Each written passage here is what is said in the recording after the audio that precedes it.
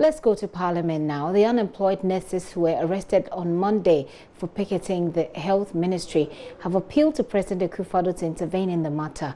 The nurses are to appear before the police for further interrogations tomorrow ahead of a possible court case. They stormed the Health Ministry in a bid to pile pressure on government to employ them. The minority is condemning the actions of the police that arrested them. Okwesi Parker Wilson joins me from Parliament. He will tell us a bit more. Hello, Parker. Hello, Gifty. Right, we'll talk about what happened earlier on in the House where it had to be suspended. But first, bring us up to speed on this nurses issue. Okay, so Gifty, the minority, let me refer to the Health Committee in Parliament held the press conference, was a brief one. Now, the concerns they raised was the fact that some unemployed nurses who had picketed at the Health Ministry last Monday were brutalized by the police.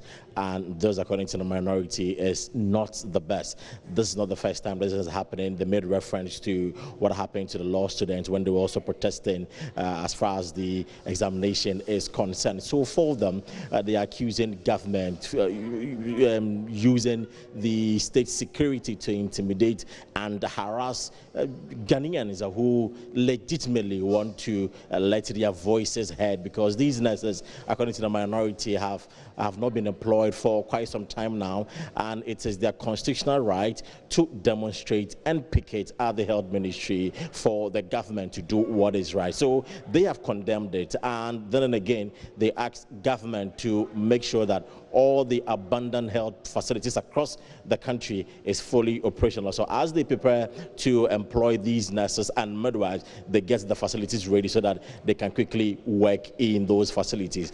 Now, the association, some of the members were also at the press conference, and I managed to speak to the president of the association. In fact, Gifty, he was one of those who was arrested on Monday, and he shared with me what he went through and the fact that since Monday that they secured bail, they've been reporting to the police station every single day, and they do understand that the police is preparing the docket forwarded to the Attorney General for some court proceedings. And for them, they are appealing to the president that they were only there to raise concerns and let their voice be heard, because the president had promised them prior to the 2016 elections that when the NPP wins the elections, they were going to employ all of them. So since 2017, 2018 to now, all their colleagues haven't been employed, and that was why they were there. So they were not there on any suspicious motive, but rather just to make sure their voices were heard and for the government to do what is right. So he just wants the president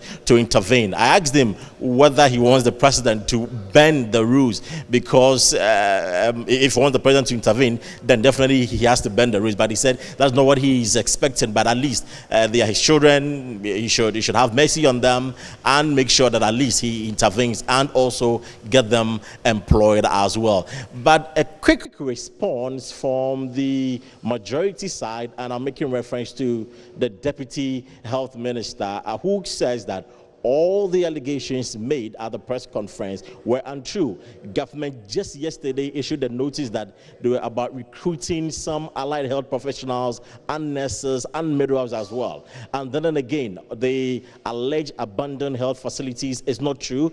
Government is working on them to make sure that they run or they are in operation. He cited the University of Ghana medical facility and other facilities as well. So for the majority, all the things that the minority said were untrue, and that they want us to treat it with a pinch of salt. Now, Gifty, I heard you mentioning what happened in the chamber regarding the summons of the deputy fisheries minister and that of the chief director of the ministry.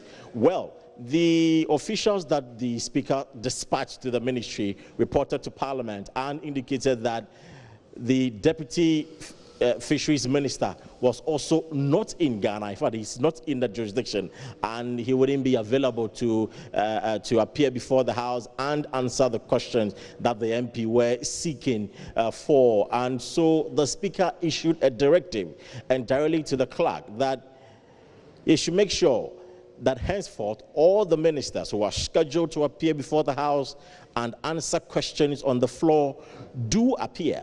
And if they are unable to appear, or perhaps they will be absent, they need to file an official communication to Parliament so that Parliament will know that indeed they wouldn't be around to answer the question. Because today what happened disrupted the business of the day. Because of that, Parliament had to go on a break for almost 2 hours just to wait for the officials from the ministry to come and answer the question. So this is the directive that henceforth all the ministers across board, when they are supposed to appear before the House and they know within their hearts that they cannot appear, they need to file an official communication to the House so the Parliament will know what to do. And any minister who fails to do so, there will be sanctions. Very much, very elaborate reports there of both major issues that happened in Parliament today. One with the nurses and the minorities and the press conference, and then the other, the suspension. Paka, we'll wait for that report when you return. Kwesi Paka Wilson joined us from Parliament.